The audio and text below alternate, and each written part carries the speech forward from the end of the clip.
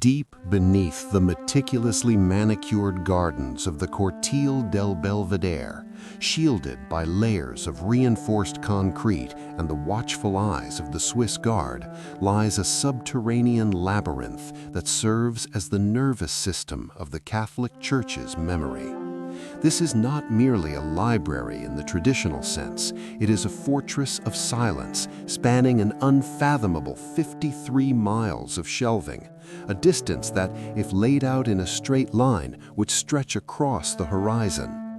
To enter this space is to leave the modern world behind entirely and step into a suspended reality where the air itself feels heavy with the scent of decomposing parchment, ancient dust, and the solemn weight of 12 centuries of accumulated power. The temperature is strictly controlled, kept in a perpetual state of cool dryness to prevent the decay of fragile scrolls that date back to the 8th century, creating an atmosphere that feels less like a scholarly archive and more like a tomb where history is kept in a state of cryogenic suspension, waiting to be awoken by the few who possess the clearance to enter. For over 400 years, since Pope Paul V officially separated these records from the Vatican Library in 1612, this place has generated more conspiracy theories, myths, and whispers than perhaps any other location on Earth. The very name, Archivium Secretum, has fueled this fire, though the Church tirelessly explains that, in 17th century Latin, the word secretum simply implied private or personal property of the pontiff, rather than something hidden from view. However, the semantics do little to dispel the overwhelming aura of exclusion that permeates these underground corridors. For centuries, the doors were bolted shut to all but the Pope and his closest confidants, creating a black box of history, where the Church's internal dealings, political maneuvers, and spiritual crises were sealed away from the scrutiny of the faithful and the secular world alike. Even today, despite the archives being technically open to qualified scholars since 1881, the psychological barrier remains intact, reinforced by strict protocols that forbid browsing and require researchers to request specific documents by precise index codes, meaning that if you do not know a secret document exists, you can never ask to see it. Walking through these endless aisles, one is struck by the terrifying fragility of human history. On these shelves, bound in leather or rolled into scrolls, lie the original handwritten pleas of queens facing execution, the excommunications of emperors, and the desperate scribbles of heretics moments before their deaths. It is a place where the abstract concept of authority becomes physical and tangible. Millions of documents that represent the Church's dual role as a spiritual shepherd and a ruthless political empire. The silence down here is deafening, broken only by the hum of climate control systems and the footsteps of the few archivists who navigate this maze. It is a silence that hides the screams of the Inquisition, the whispers of papal conclaves, and the calculated decisions that shifted the borders of nations. To understand the Vatican Secret Archives is to understand that knowledge is not free. It is a guarded commodity, hoarded in the dark, protected by walls of stone and centuries of dogma, keeping the ultimate truth just out of reach of the common man. For nearly 700 years, the history books told a singular, undisputed story about the Knights Templar, that they had descended into devil worship, sodomy, and heresy, forcing the Church to destroy them for the good of Christendom. But hidden within the Vatican Secret Archives, misfiled under a vague reference code for centuries, lay a single piece of parchment that proved this official narrative was a lie, constructed by a bankrupt king and enabled by a fearful pope. This document, known today as the Chinon Parchment, was only rediscovered in 2001 by researcher Barbara Frail, who found it gathering dust in a box where it had presumably been deliberately misplaced. When she translated the fading Latin text, the ground beneath historical consensus shattered.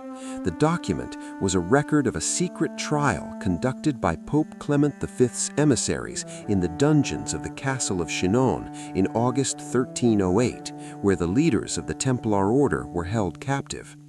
Contrary to the public condemnation that followed, the parchment reveals that the Pope had actually interviewed the knights, heard their confessions, and ultimately absolved them of all heresy, granting them full sacramental pardon and restoring them to the communion of the Church.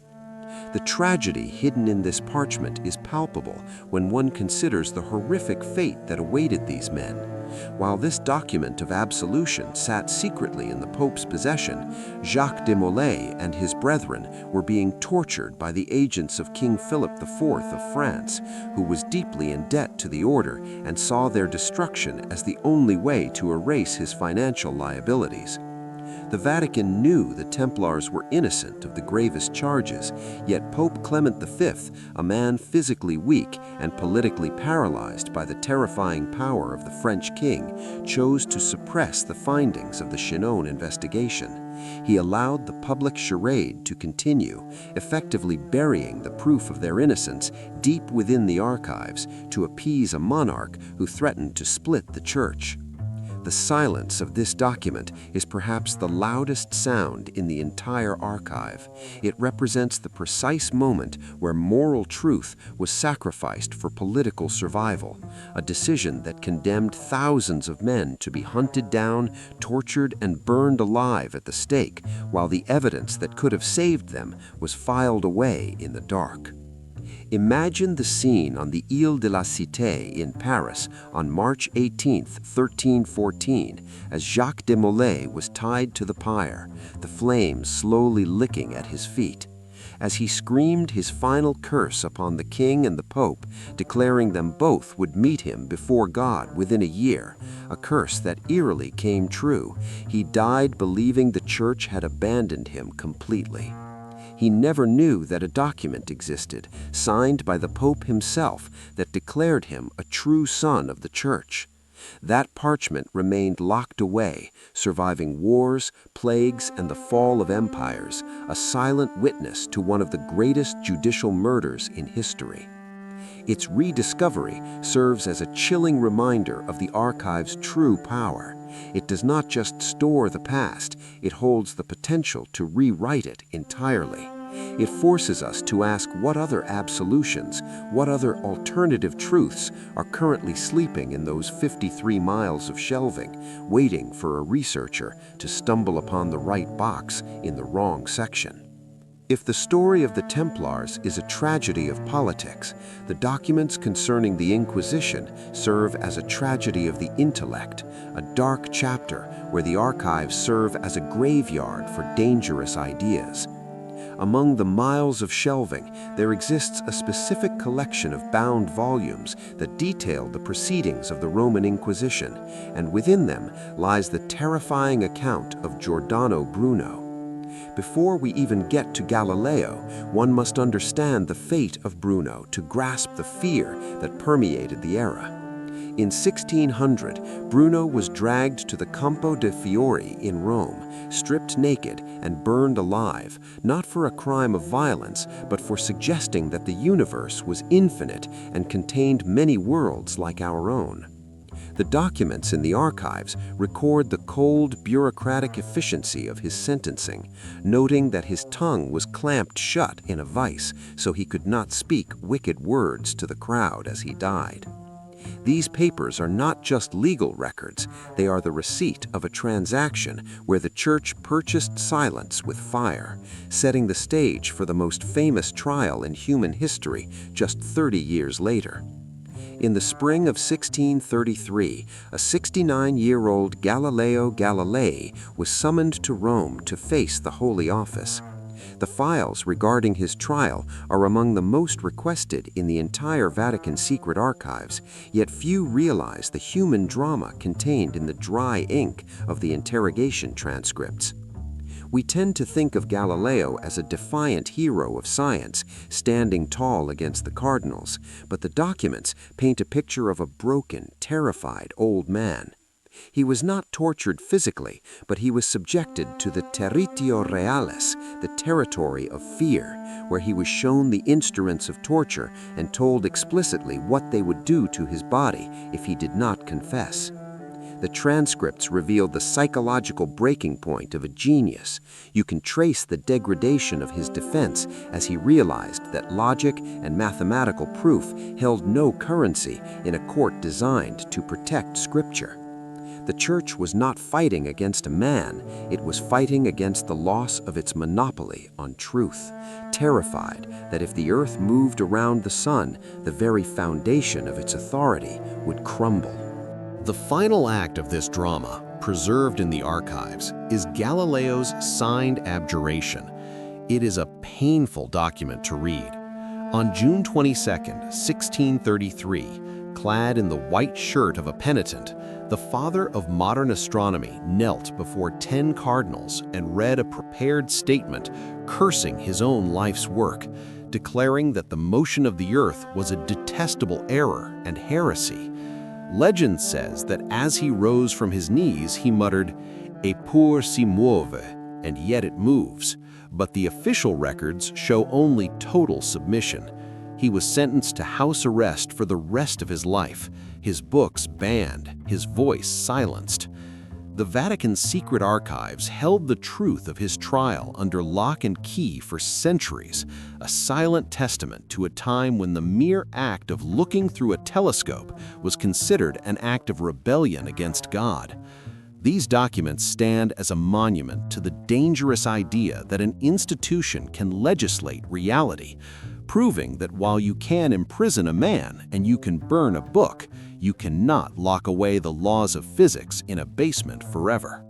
If the trials of the 17th century represent the Church's war against science, the files concerning the 20th century reveal a much darker struggle, the war for the Church's very soul during the global conflict of the 1940s. For decades, the most heavily guarded section of the Vatican Secret Archives concerned the pontificate of Pius XII, the man who sat on the throne of St. Peter while Europe burned. Critics have long accused him of maintaining a stoic, complicit silence in the face of the Reich's atrocities to protect the Church's assets, while his defenders argue he worked secretly as a master spy, saving thousands of lives through underground networks that could only function in the shadows. For years, this debate was fueled by speculation until March 2020, when Pope Francis finally ordered these specific archives to be unsealed, releasing millions of pages of documents to historians. What they found inside was not a simple smoking gun, but a heartbreaking chronicle of desperation, bureaucracy, and the terrifying cost of neutrality. The documents reveal that the Vatican was far better informed about the persecution than they admitted at the time. Buried in the files are thousands of desperate letters sent directly to the Pope from organizations and frantic individuals across Europe, describing the deportations, the ghettos, and the camps in graphic detail. One specific discovery was a plea regarding the deportation of Italian citizens, where the Vatican's own internal memos debate whether a public protest would infuriate Berlin and cause the regime to invade the Vatican itself, or if silence would make the Church complicit. The archives paint a portrait of a pope paralyzed by a moral tightrope. He chose to play a long, agonizing diplomatic game, fearing that speaking out would accelerate the slaughter of Catholics in occupied territories. We see drafts of letters where strong condemnations of the German forces were written, then crossed out and watered down by terrified advisors, leaving only vague platitudes about the suffering of unfortunate people. However, the archives also revealed the hidden side of this silence, the shadow war the Church was fighting. Interspersed with the damning political memos are records of baptismal certificates forged by Vatican officials to turn persecuted children into Catholics on paper to save them from the trains. There are accounts of convents and monasteries in Rome being ordered to hide refugees under the direct, albeit verbal, authority of the Pope. It creates a complex, maddening picture that refuses to fit into a simple narrative. The viewer is left to wonder, is a silent savior still a hero? Or does the Vicar of Christ have a divine duty to scream the truth, even if it brings the walls crashing down around him? The documents in the archives do not give us an answer. They only give us the raw data of the dilemma, preserving the sleepless nights of a man who had to decide between the survival of the Church as an institution and the moral clarity of martyrdom. But perhaps the most intriguing document ever stored in these subterranean vaults is not a record of the past, but a prophecy of the future. For decades, the Vatican's secret archives held a sealed envelope that contained the third secret of Fatima, a vision reportedly given by the Virgin Mary to 3 shepherd children in Portugal in 1917. The instructions on the envelope were clear. It was not to be opened before 1960. The world waited with bated breath as that year approached, expecting a revelation that would shake the foundations of the faith. But when 1960 arrived, Pope John XXIII opened the envelope in his private apartment, read the contents, and reportedly turned pale. Instead of revealing it to the world, he resealed the envelope and ordered it back into the darkness of the archives, stating, "This does not concern my time." This act of suppression birthed a wild frenzy of speculation that lasted for 40 years. Did it predict a nuclear holocaust, the end of the papacy, the arrival of the Antichrist within the Vatican walls? When the Vatican finally released the text in the year 2000, claiming it merely predicted the failed assassination attempt on Pope John Paul II, the explanation was met with widespread skepticism. Forensic experts and Vaticanologists pointed to glaring inconsistencies. Witnesses who had seen the original envelope described a single sheet of paper with 25 lines of text, while the released document was 4 pages. This discrepancy suggests the terrifying possibility that exists to this day, that there are actually 2 documents, one that was released to pacify the public, and another, darker text that remains hidden in the 53 miles of shelving. Many believe this missing page predicts not an external war, but a great apostasy, a collapse of the Church from the inside, a time when the Vatican itself would lose the faith. If such a document exists, it sits there right now, a ticking bomb of theology that the Church has decided we are not ready to handle. As we ascend from the depths of the bunker and return to the light of the modern world, the true nature of the Vatican's secret archives becomes clear. It is not just a library, it is a weapon. In an age of information where we believe everything is a Google search away, the archives stand as a defiant monument to the power of the unknown. They remind us that history is not what happened. History is what the people in power choose to tell us happened. From the trials of the Templars to the silence of the Holocaust, and potentially to the end of the world itself, the truth is not a public right, it is a private collection. The doors remain locked, the Swiss Guard remain at their post, and as long as those 53 miles of shelves remain in the dark, we must ask ourselves, what else have we forgotten? What other ghosts are waiting in the silence, printed on paper that no living eye has seen in centuries?